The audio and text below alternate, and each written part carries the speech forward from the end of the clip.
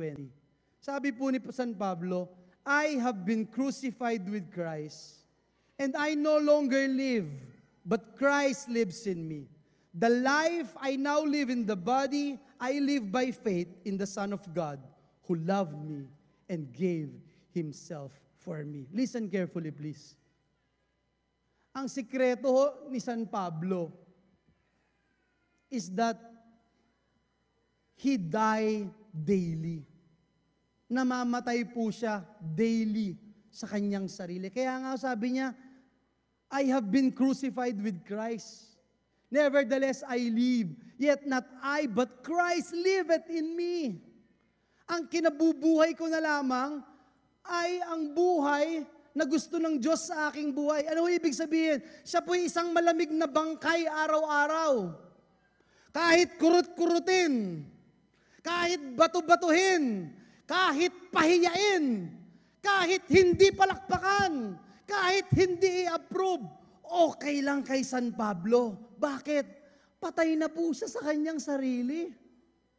At ang ikinabubuhay lamang niya ay ang buhay na tanging ginugusto ng Diyos para siya ay mabuhay.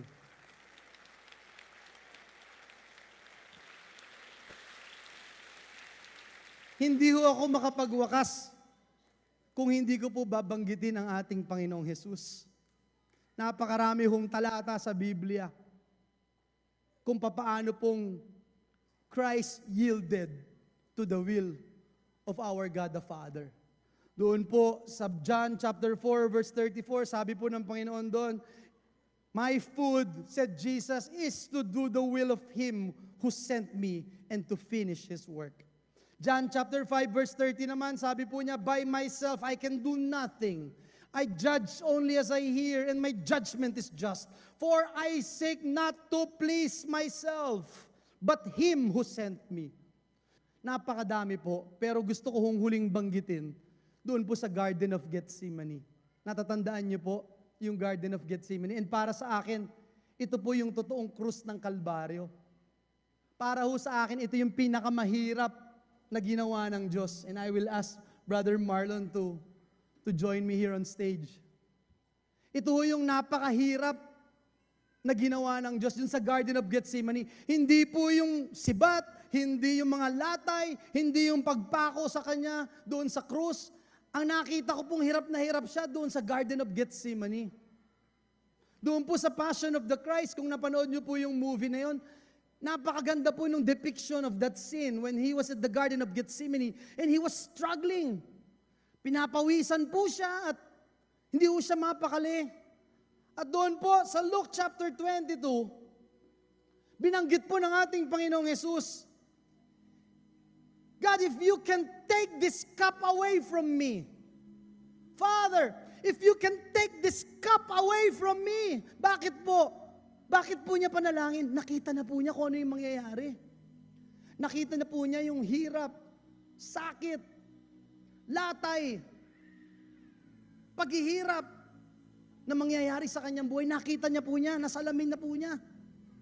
Kaya sabi niya, Father, if you can take this cup away from me, baka po pwedeng tanggalin mo ito, Lord. After saying, if you can take this cup away from me, but not my will, but your will be done. Not my will, but your will be done. When He made that decision,